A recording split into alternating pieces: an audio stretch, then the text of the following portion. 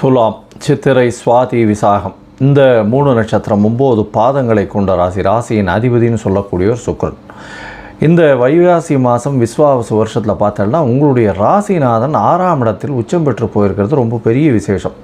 6ஆம் இடத்துல பார்த்தாலேயானால் 15 நாள், அதாவது கிட்டத்தட்ட இந்த மாத கடைசி 31/5 வரலாம் பார்த்தாலேயானால் அவர் உச்சம் பெற்று இருக்கிறதும், அதாவது 31/5 அன்றைக்கி தான் வந்து சப்தமத்தில் அது வரலும் உச்சம் பெற்று 6ஆம் இடத்துல இருக்கிறது ரொம்ப பெரிய விசேஷத்தை கொடுக்குறது. இந்த காலகட்டத்தில் உங்களுக்கு திருமண பாக்கியம் அமையக்கூடும். அதாவது அவர் 7ஆம் இடத்துல வரும்போது சுக்கிரன் சமசப்தமத்தில் இருக்கும்பொழுதும் குருவின் பார்வை வேறு 9ஆம் இடத்துலேருந்து இருக்குது. இந்த காலகட்டத்தில் உங்களுக்கு திருமண யோகம் அமையும். எடுத்த காரியங்கள் நிறைவேறக்கூடிய பாக்கியம் உண்டு. வெளிநாடு வெளியூர் போகக்கூடிய வாய்ப்புகள் நிச்சயமாக உண்டு. ஏன்னா 9ஆம் இடத்துல குரு பகவான் வேறு. 5ஆம் இடத்துல உங்களுக்கு வந்து சனியும் ராகுவும் இருக்கிறது பெரிய விசேஷம். உங்களுடைய அதாவது 5ஆம் இடம்னு சொல்லக்கூடியதும் புத்திரஸ்தானம். சனியும் ராகுவும் இருக்கிறதுனால கண்டிப்பாக குழந்தை பிறக்கக்கூடிய வாய்ப்பு உண்டு. ரொம்ப நாளாக குழந்தை பிராப்தி இல்லாதவர்களுக்கு இப்போ ஒரு குழந்தை பிராப்தி உண்டு. ஏன்னா குரு வந்து சனி ராகுவையும் பார்க்குறார்.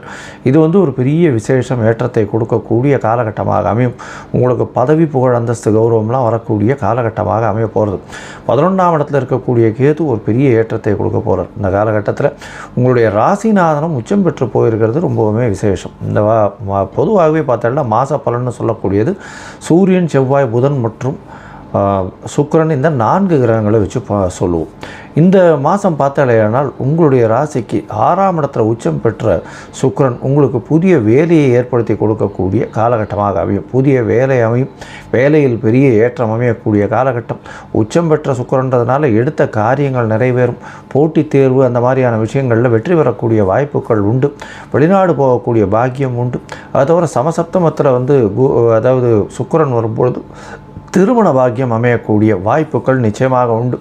அதோடு பார்த்தாலேயானால் புதன் உங்களுடைய ராசிக்கு 7, 8, 9ன்னு 3 ஸ்தானத்தில் போகிறார். இந்த காலகட்டத்தில் பார்த்தாலேன்னா 8ஆம் இடம் போய் மறைஞ்சாலும் புதன் அதீதமான கல்வியை கொடுப்பார்.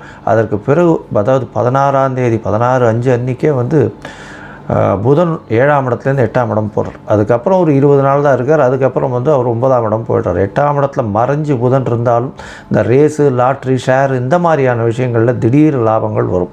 அதுவும் வந்து இந்த கலைத்துறையில் இருக்கிறவங்க, வெண்ணிற ஆடைகள், அதாவது கார்மெண்ட் இண்டஸ்ட்ரி வச்சுருக்கிறவங்க, பால் பதனிடும் தொழில், பால் மற்றும் தொழில்கள், அது தவிர வந்து டாக்டர்ஸ் வந்து இந்த சர்ஜரி, அதாவது சூப்பர் ஸ்பெஷாலிட்டி எம்சிஹெச் படிக்கிறாங்க இல்லையா, அந்த மாதிரி சர்ஜரி ஸ்பெஷாலிட்டி பண்ணுறவங்களுக்கெல்லாம் பெரிய ஏற்றம் கிடைக்கக்கூடிய காலகட்டம்.